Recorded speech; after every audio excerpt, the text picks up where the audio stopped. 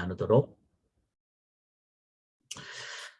오늘 제목은 우리가 읽으면서 아시겠지만 참 가슴 벅찬 내용입니다. 하나님께서는 그 일을 성취하기 전까지는 쉬지 아니하시는, 끝까지 신실하게 약속한 것을 성취하시는 promise and fulfillment, 참 중요한 성경 전체의 하나의 원리입니다. 하나님은 약속하시고 신실하신 하나님이시기 때문에 그 약속을 반드시 성취하십니다. 그러므로 우리가 세상에 누구를 믿어야 되겠습니까? 나 자신, 다른 사람? 아닙니다. 우리가 신앙을 갖는 이유는 세상에 믿을 사람 아무도 없기 때문입니다. 나 자신도 아닙니다.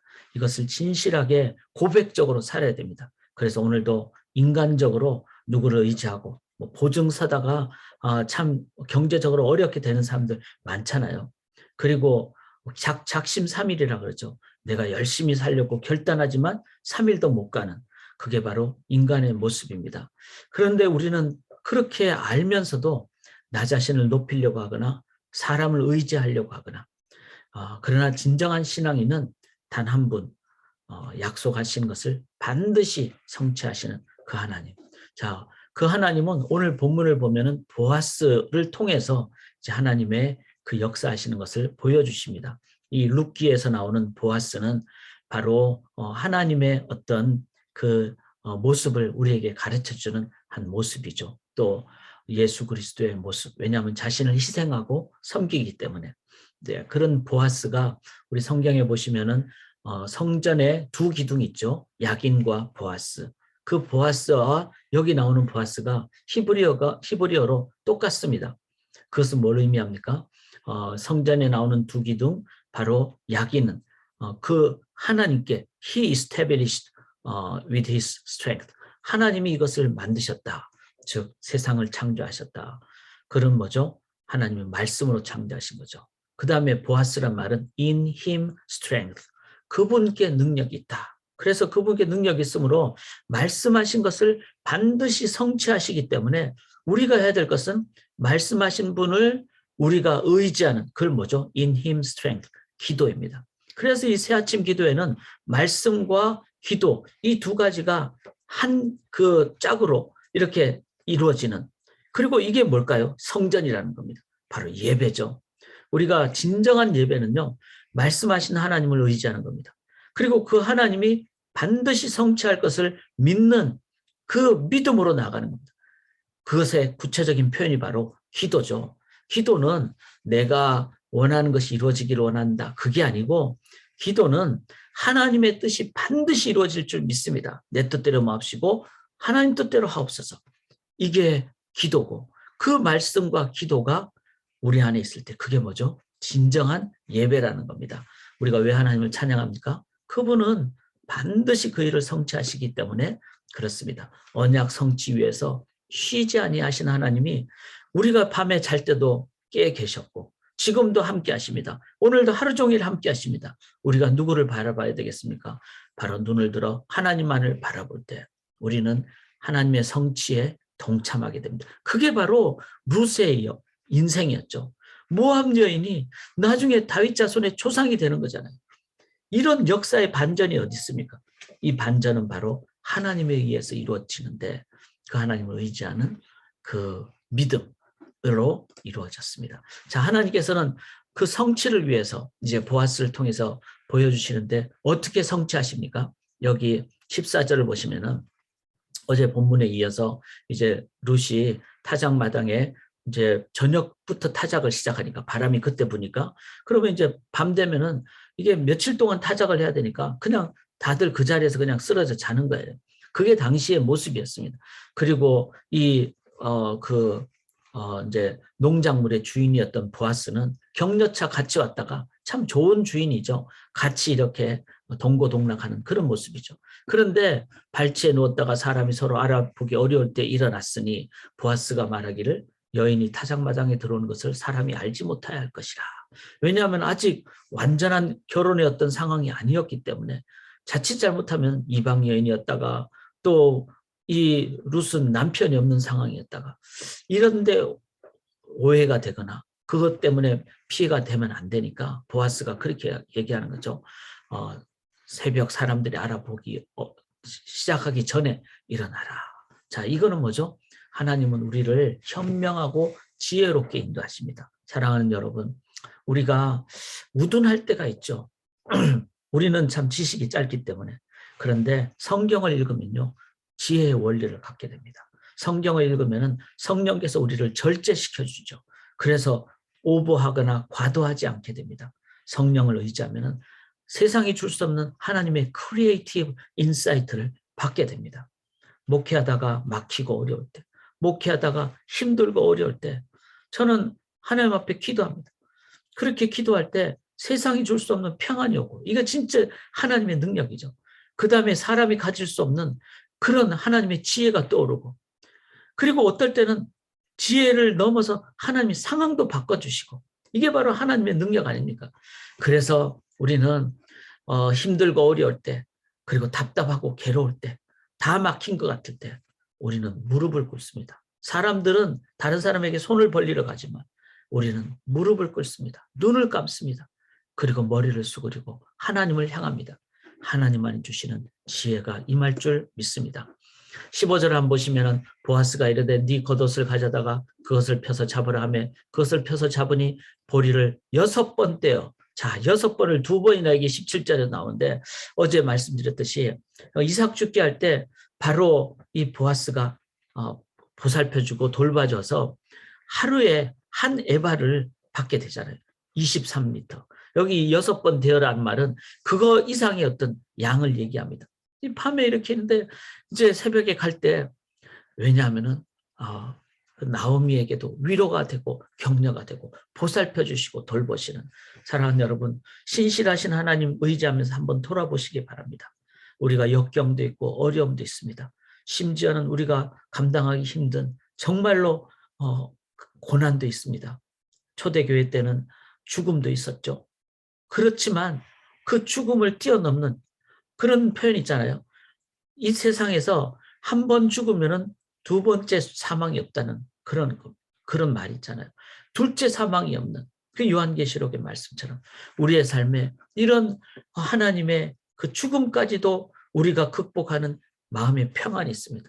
제가 최근에 많은 사람들의 죽음의 소식을 듣는데 예수 믿는 사람들의 죽음에 대한 자세는 정말 다릅니다. 왜? 지금이 영원의 한순간을 살기 때문에. 그래서 하나님은 현명하고 지혜롭게 보살펴 주시고, 그 다음에 실질적인 면에서 공급하시고 보호하시는 돌보심을 주십니다.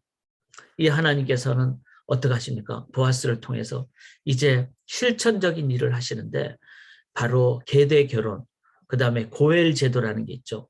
이스라엘 지역은 바로 가족끼리 이렇게 함께 이제 섬기게 되는데, 이제 남편이 다 죽은 이 가문을 향해서 가장 가까운 친족이 그 가문을 연결하도록 하기 위해서 도와줘야 됩니다. 그런데 보아스가 보니까 자기가 우선순위 첫 번째가 아니라 성 안에 다른 사람이 있었던 것이죠. 그래서 그 사람을 향해서 이제 4장 2절에 보면 성읍장로 10명을 청하고, 그 다음에 당신이 이 가족을 돌보겠습니까? 그러니까 자기가 우선순위니까 돌보겠다 이렇게 얘기를 했어요. 그런데 여기 4장 4절에 보면 내가 물으리라, 돌보겠다. 그런데 보아스가 말하죠. 그 죽은 자의 기업을 그의 이름으로 세워야 해. 당신 돌봐야 되면은 당신이 다 경제적으로, 그 다음에 이권도 다 줘야 됩니다. 그 가족들에게. 그렇게 하겠습니까? 하니까 4장 6절에 보면 나 모르지. 난 못 돌보겠다. 자, 공식적으로 장로님들 10명 앞에서 그렇게 하는 거죠. 이 속에는 뭐가 있습니까? 사람의 노력을 하면은 이권에 내가 손해가 나면은 안 합니다. 하나님은 어떤 분입니까? 하나님은 자신의 것을 다 주셔서 우리를 위해서 섬겨주시고 목숨까지 주시는 그 하나님. 그 하나님이 바로 보아스를 통해서 보여주시는 하나님의 모습입니다. 하나님은 우리 위해서 다 주십니다. 그 하나님은 반드시 성취하시는데 현명하고 지혜로운 그 길로, 그리고 공급과 보살핌과 보호를 통해서, 그리고 자신의 모든 것을 우리에게 주시는 예수 그리스도의 십자가의 사랑을 통해서 하나님은 반드시 약속을 성취하십니다. 이미 십자가에서 성취하셨죠. 이제 약속이 한 가지 남았죠. 다시 오시리라. 다시 올 것이다. 바로 그 주님 다시 오셔서 완전한 하나님 나라를 이룩하실 때가 반드시 옵니다. 현명하고 지혜롭게 보살펴 주심으로, 희생으로. 우리가 해야 될 것은 뭘까요? 바로 쉬지 않으시고 반드시 성취하신 하나님을 믿는 것. 제가 이번 주일 설교가 이 룻기 전체인데 바로 핵심이 이겁니다. 나는 하나님을 이용하는가? 아니면 하나님을 믿는가? 여러분, 가족을 위해서 하나님을 믿으십니까? 아니면 직장과 나의 인생을 위해서 하나님을 믿으십니까? 그러면 필요할 때는 구합니다. 내가 조금 등 따뜻하고 상황이 좋아지면은 하나님 잊어버리기가 쉽습니다. 그것은 어쩌면 하나님을 이용하는 것이지, 그렇게 다 주신 하나님이 나의 하나님이 되시고. 그래서 여러분, 오늘이 금요일이라서 우리가 내일 새벽 새아침 기도를 못하고 여러분 꼭 기도하러 나오시기 바랍니다. 기도하러 나오시면은 우리가, 제가 이렇게 말씀드렸듯이 토요일에는 우리가 합심 기도하는 시간이고, 주일에는 이번 주일부터 낮 12시 30분에 기도하는 시간이 있습니다. 그런데 이렇게 기도할 때, 그래서 룻기를 이제 그 사이에 다 보시게, 개인적으로 보시게 되니까 한번 1장부터 4장까지 다 보시면서 가장 많이 나오는 단어가 뭘까? 가장 많이 강조점이 되는 이 룻기에, 여러분 사사기 다음에 룻기거든요. 사사시대의 이 혼란이 실은 이 시대하고 똑같지 않습니까? 이런 시대에 나오미의 인생을 보면 얼마나 기구한 운명입니까? 룻은 그보다 더 어렵죠. 이방 여인이 이 이스라엘까지 왔으니까 남편도 없이.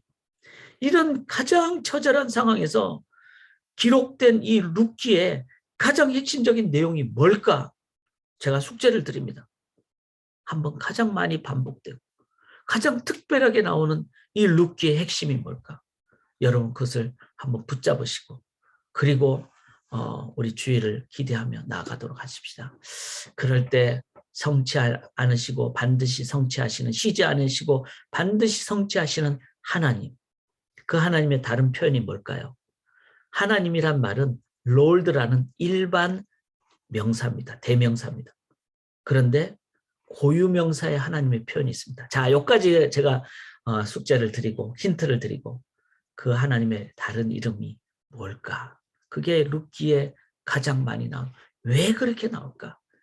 그럴 때 나오미가 이 사위를 보는 기쁨을 뛰어넘는, 룻이 보아스를 남편으로 맞이하는 기쁨을 뛰어넘는 진정한 위로가 되는, 진정한 기쁨이 되는, 그것을 우리가 룻기를 통해서 깨닫게 되실 때, 이 시대에 여러분 드라마틱한 반전의 삶이 우리에게도 있게 될 줄 믿습니다. 오늘 이 기도 제목들 아픈 분들 꼭 기도해 주시고요.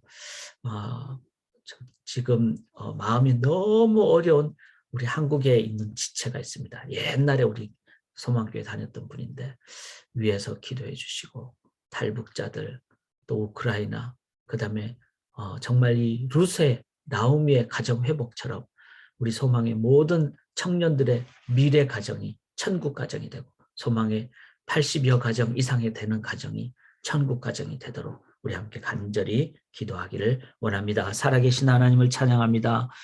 반드시 약속하신 것을 성취하시는 하나님, 그 하나님을, 말씀을 믿는 약인의 믿음으로, 그 하나님이 반드시 성취하신다는 보아스 기도의 믿음으로 오늘도 나아감으로 우리의 삶이 예배가 되게 하옵시고, 그리고 예배를 통해서 하나님의 살아계심이 증거되고, 우리가 하나님을 이용하는 것이 아니라 하나님을 온전히 의지하는 그 예배의 삶을 통하여 하나님이 기뻐하시는 삶, 거룩한 신부로서 살아가는 삶, 그래서 오늘도 천국의 삶을 현재적으로 살아가는 주의 백성들의 삶 되게 도와 주실 줄 믿사오며, 이제 그 신랑 되신 주님과 귀한 개인 기도를 통해서 교제할 때 가장 깊은 교제하게 도와 주시옵소서. 감사드리며 살아계신 예수님의 이름으로 기도드리옵나이다. 아멘.